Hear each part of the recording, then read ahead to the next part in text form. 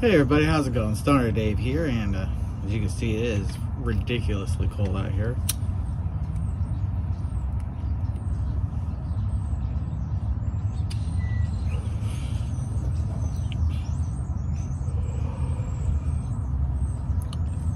Pipe's hitting a little stiff. Seems that my screen may be a little clogged. Should definitely clean that before next time I smoke.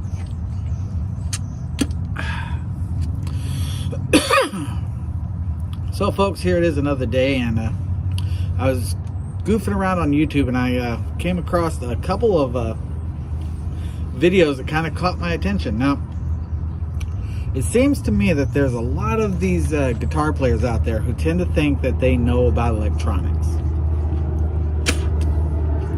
They seem to think that because they learned a little tiny bit, that they know the whole gamut of information. They call that the Dunning-Kruger effect. Now, it's very apparent because I've seen these videos. There was two videos that I had seen. They both were kind of about the same thing. One guy was talking about putting speakers with modeling amps. Another guy was talking about being able to change your speakers to get more power out of your amplifier. Seems that guitar players seem to think they know about electronics when they really don't.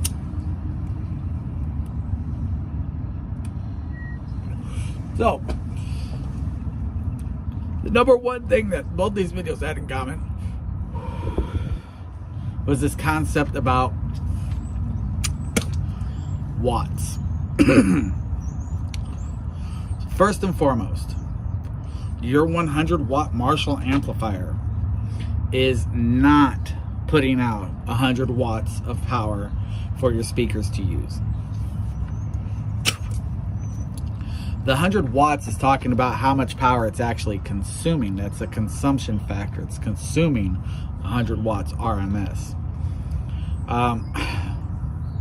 That being said, a 100 watt amplifier at max performance can only put out 50 watts.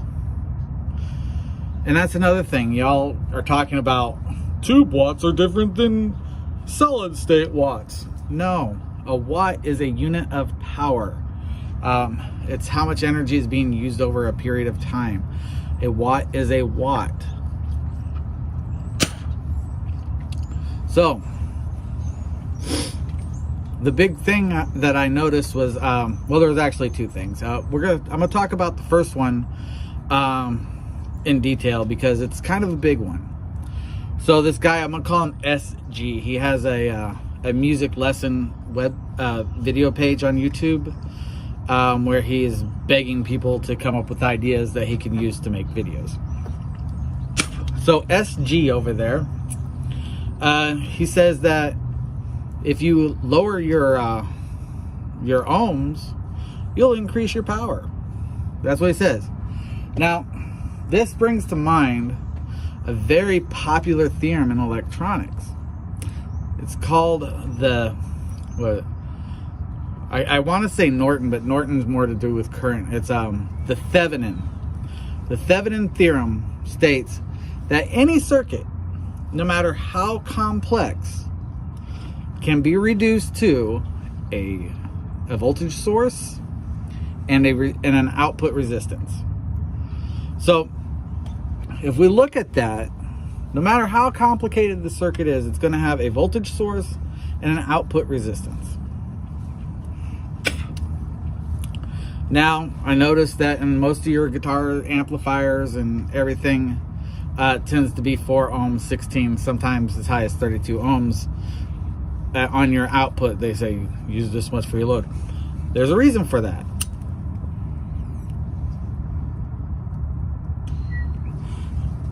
It comes down to Thevenin's theorem.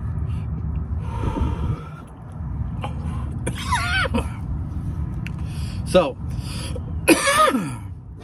take a look at your amplifier. You'll see there's all these, you'll see transistors, resistors, capacitors, maybe even an inductor. But all of that can all be taken down and reduced to just a voltage source and a resistor. Now, on your Thevenin equivalent, you'll see the voltage source and the resistor, and it'll be an open end. That is, the circuit's not complete. You need to find the load to put onto there that would complete that circuit, right?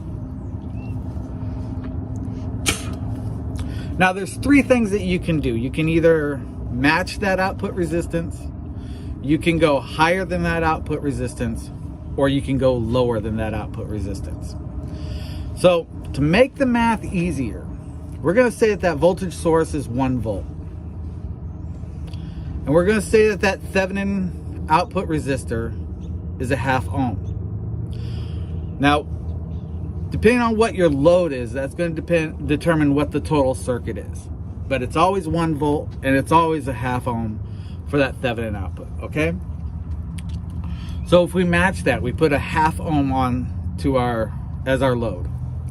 Now we have the 1 volt going into a 1/2 ohm, going into another 1/2 ohm, which makes for 1 volt over 1 ohm, 1 amp. And likely, you may know already that voltage times current is your wattage, that's your power, which happens to also be 1 watt. Fantastic. So, looking at that, you can probably tell without much effort that there's a 1/2 volt drop between that second resistor, which means that there's a 1/2 volt across the 1/2 ohm. You know, it gives you your amp. But that shows that you're getting 1/2 watt drop across that load resistor. So that load resistor is being hit with a 1/2 watt out of the full watt that's being used by this ideal circuit. Now, let's say we want to increase, or let's say we watched SG's video and he says that if we put that lower ohms on there, we'll get more power going across that, right? His thinking is that it's 100 watts total, and that is not right. As you've seen, that 1 watt that's being consumed by this circuit only delivered a 1/2 ohm, or a 1/2 watt to that 1/2 ohm resistor there.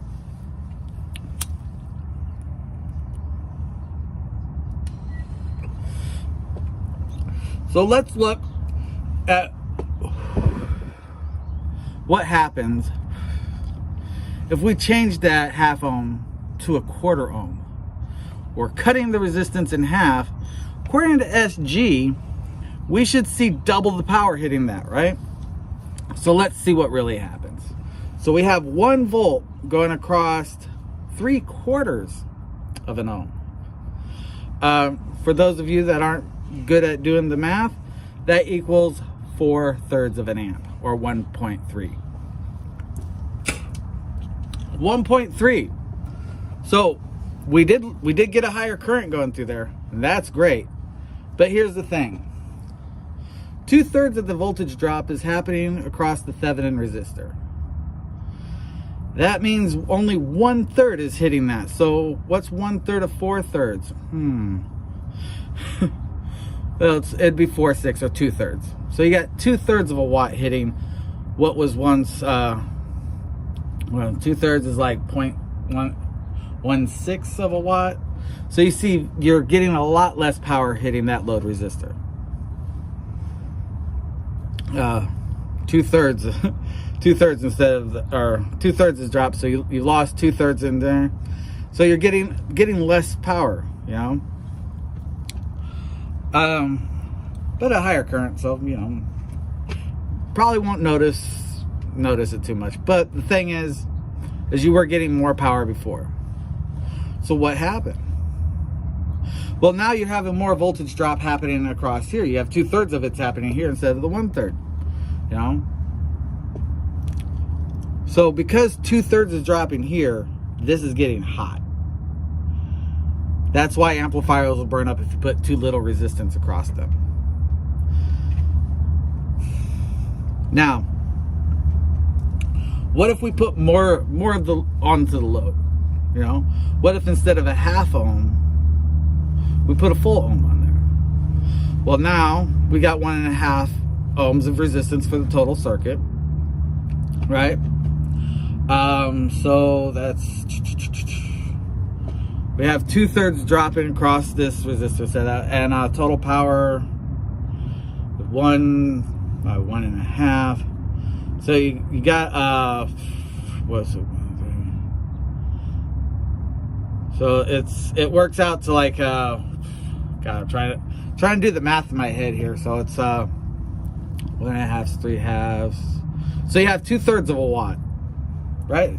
Two-thirds of an amp, and 2/3 of an amp, which because we have 1 volt is 2/3 of a watt, and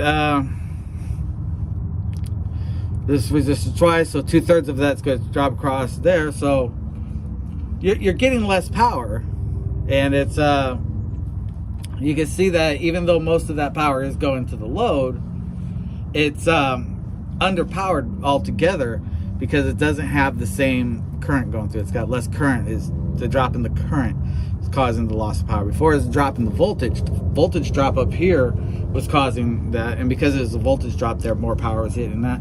Now because it's a drop in current, you're not getting the power to there, and it's still less than the so in order to get the maximum power, which is what you're looking for if you're talking about a guitar amplifier, the maximum power transfer occurs with matched impedance.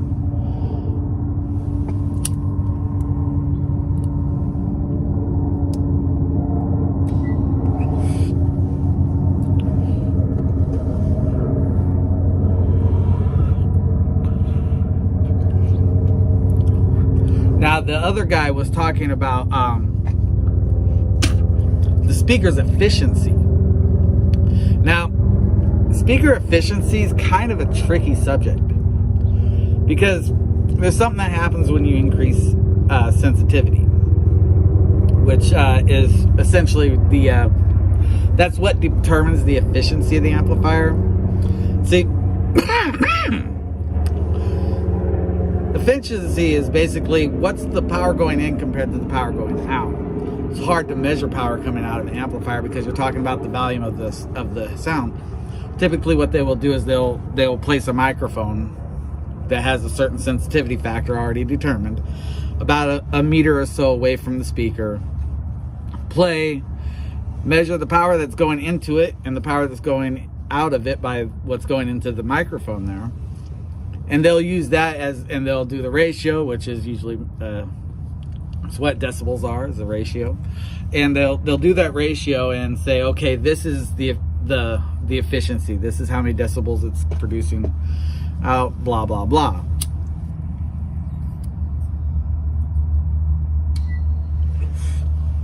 But what happens as you increase sensitivity, the power handling decreases.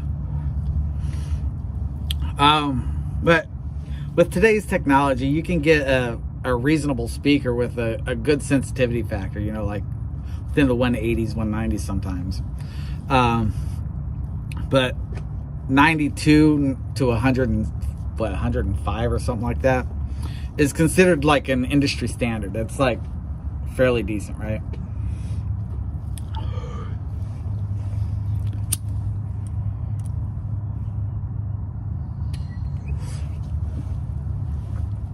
Then you get to that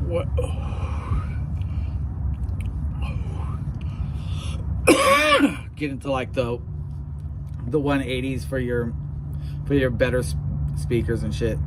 And the thing is, the higher the sensitivity factors are, the less power they can handle, the less power they need, you know.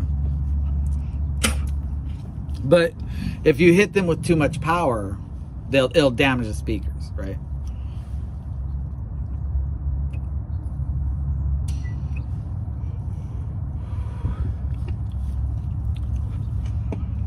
So he's talking about these 200 watt speakers going into a 100 watt amp, or I guess it's a 200 watt cabinet. I don't really understand the difference myself.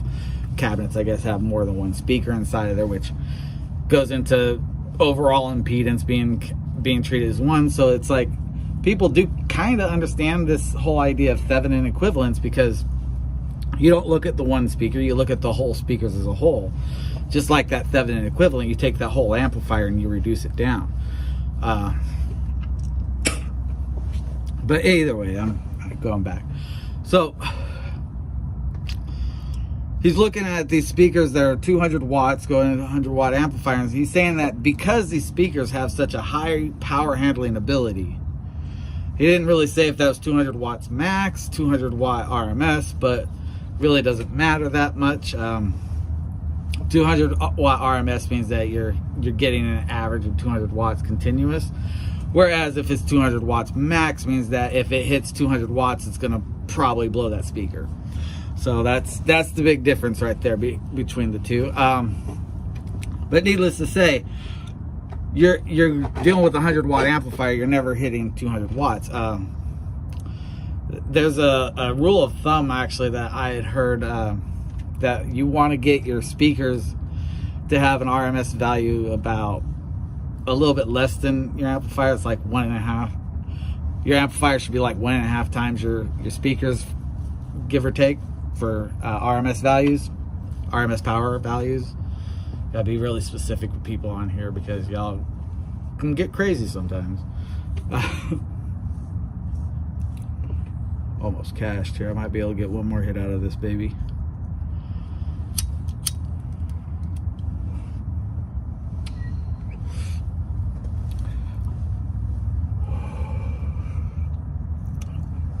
But the real big thing is that if you got a 100 watt amplifier, you should probably be playing into a 75 watt cabinet. If you're really trying to get that good clean tone. And the nice thing is that 75 watt cabinet, it's going to be able to handle, like if you're just hitting an open note and letting it just sustain for a long period of time, which would be essentially a good value range of how an RMS value for your output could be measured, right? But if you were to do that through the 75 watt, you'll notice that your output for 100 watt, ideally, the max it can be will be about 50 watts of power from the 100 watt amplifier, because half of the power is going to go into the amplifier, half of it will come across the load for the best power transfer. That is, if you're running the ohms that it's saying to use, that's what your RMS value of your power hitting there ideally would be. If you go to a lower cap, say you say, oh, it's 8 ohms, SG said I could put in a 4 ohm cabinet and my amplifier will deliver double the power, and you do that, measure it out, you know, see what your RMS values are, and you'll see you get less power than if you had done with the proper ohms. And you can do this with your amplifiers. If you got like an oscilloscope and some time, you can put your load on there, you know, put your speaker, hit your cabinet and measure it across on your oscilloscope. You'll see your voltage. You have to kind of guess your current, I guess, you know, but you can see your voltage. You can kind of imply your current because you know the resistance, and you say, okay, voltage times that current, you get your power, and you got a good value. You'll see that, you know, you're probably getting less than 50 watts if you do your math. And you say, well, it's a 100 watt amplifier, why am I getting so little power? Your amplifier needs power to be able to provide power. Right? Power doesn't just grow on trees. I mean, you look at how much shit we're burning to get the electricity to fucking turn on the lights, right? It's a lot of fucking shit. And we're only using about maybe half of it with our current setup because it's very inefficient. We really need infrastructure in this country. And that money needs to come from somewhere, and it can't come from the people that don't have money. It's time to make corporations pay taxes.